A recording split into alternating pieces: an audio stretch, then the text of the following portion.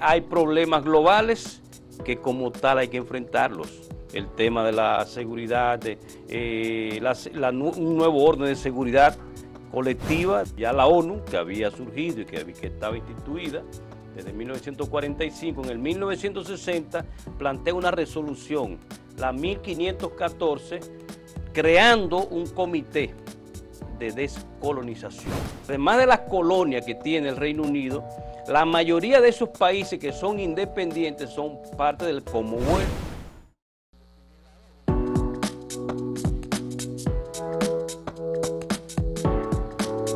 Continuamos con el profesor Luis González. ¿Qué otro tema nos trae hoy también? Bueno, hay un tema interesantísimo porque no termina de completarse.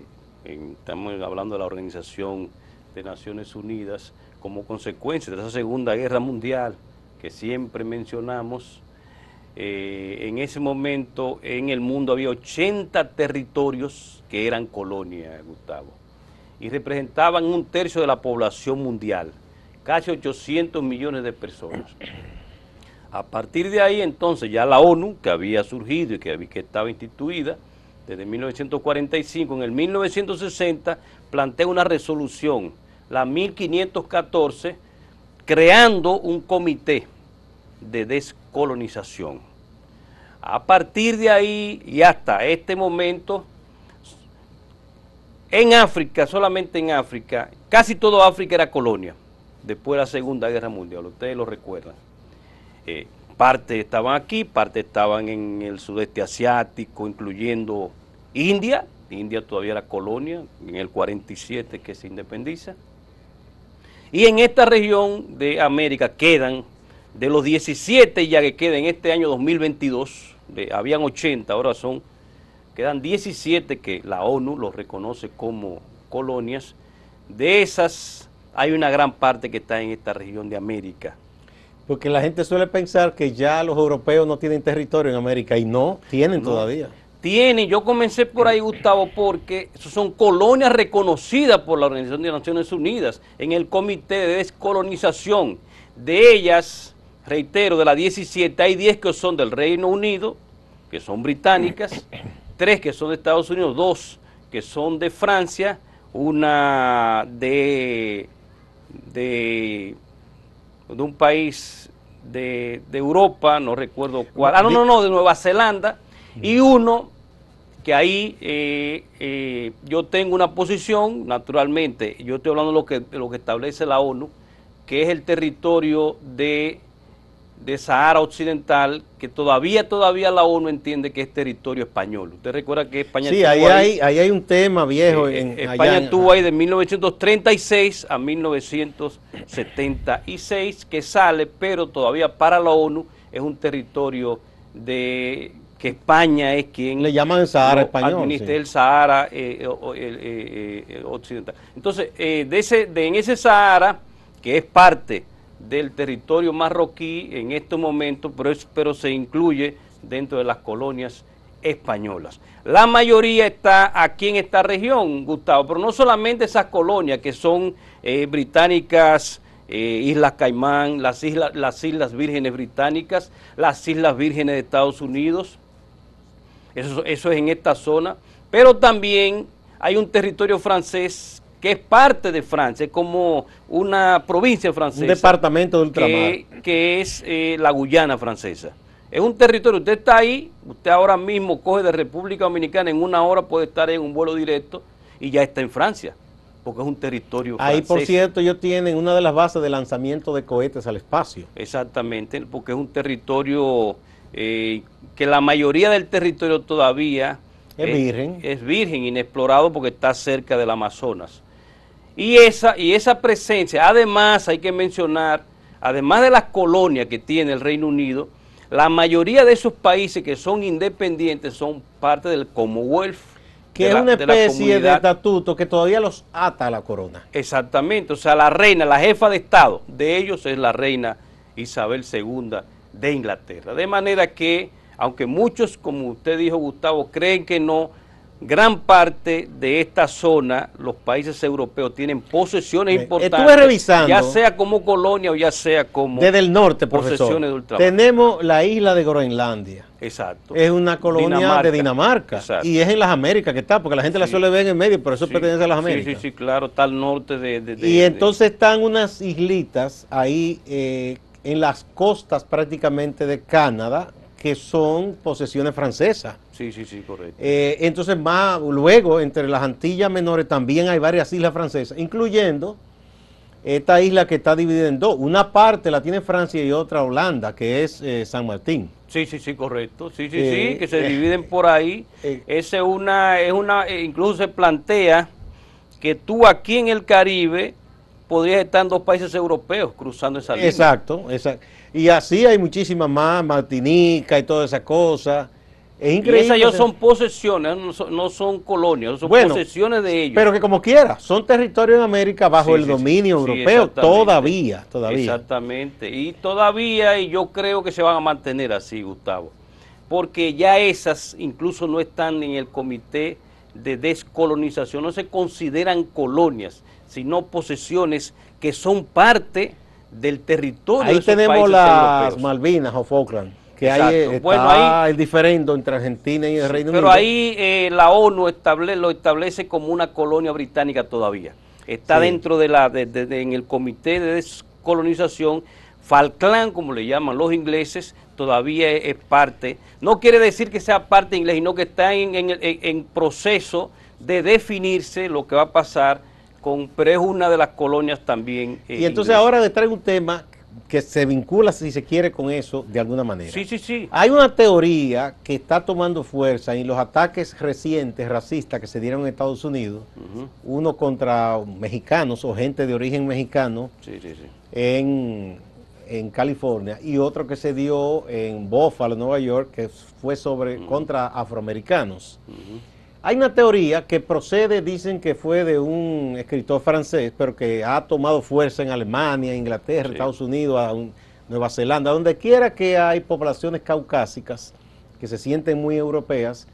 La teoría es que ellos llaman de la suplantación racial, que dicen que si crecen tanto las familias negras, de hispanos, de africanos, que entonces orientales, que la población caucásica, la población de origen europeo será suplantada y que eso es peligroso y eso motiva esos ataques. Claro, pero qué curioso, como le han recordado algunos, que las potencias europeas cuando colonizaron hicieron reales suplantaciones, porque fue que eliminaron poblaciones enteras. En el caso de las Malvinas, Inglaterra siempre dice, bueno, pero la gente de ahí quiere ser británica. Obvio, porque si llevaron... Es que son británicos. Si llevaron británicos y lo exterminaron los nativos. Exactamente, y eso sí es una suplantación y pasó mucho en Nueva Zelanda, en una parte, en Australia, donde las leyes eran para preferir a migrante europeo y al otro que se lo llevara quien lo trajo, cuando no era eliminado completamente.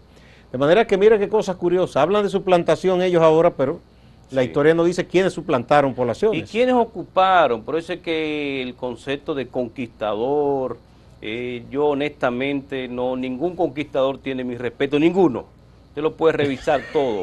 Ninguno de Hernán Cortés, porque es un conquistador, una persona que va y encuentra un invasor, encuentra un pueblo, como dice Jared Diamond, que le reitero que se lee el libro Colapso de Jared Diamond y Armas, Gérmenes y Acero, donde él explica eso, cómo los más poderosos invadían a los más débiles, ya sea con armas, con gérmenes, porque incluso trajeron enfermedades que diezmaron.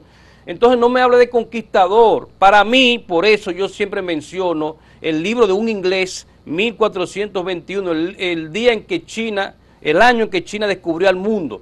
China llegó primero que los europeos a muchos lugares. Con más barcos y todo. Y con mucho más, y nunca le impuso ni religión, ni que ustedes son menores. No, le fue a llevar un producto, la seda o lo que sea, a cambio de lo que ellos tenían. Esa es una visión, intercambio comercial. Esa es la visión, pero no me vean que usted es un conquistador porque toma un pueblo que tiene menos condiciones de armas y otros que usted, y usted se impone a ellos.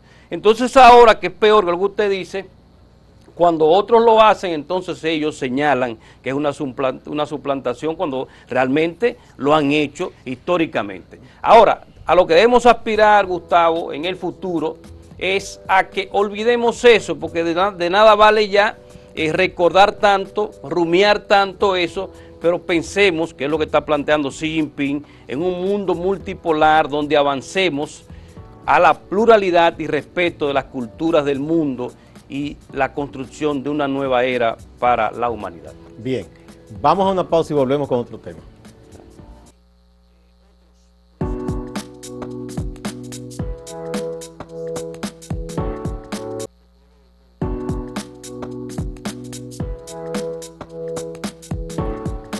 Continuamos con el profesor Luis González, politólogo e internacionalista. Ahora tenemos otro tema que pienso también que es muy importante por lo que ha significado ese continente, profesor. Sí, el Día de África. Cada 25 de mayo, desde 1963, cuando se crea lo que hoy es la Unión Africana, se celebra el Día de África. Como ya dijimos en el primer segmento, el profesor decía que estamos vinculados a los temas. África era el continente que era una colonia, o sea, África entero era una colonia. Y a partir entonces de eso se plantea la independencia de esos países. Y ya en el 1958 se reúnen los líderes africanos y plantean luchar por la independencia de todos los países de África y crear un día para recordar a África.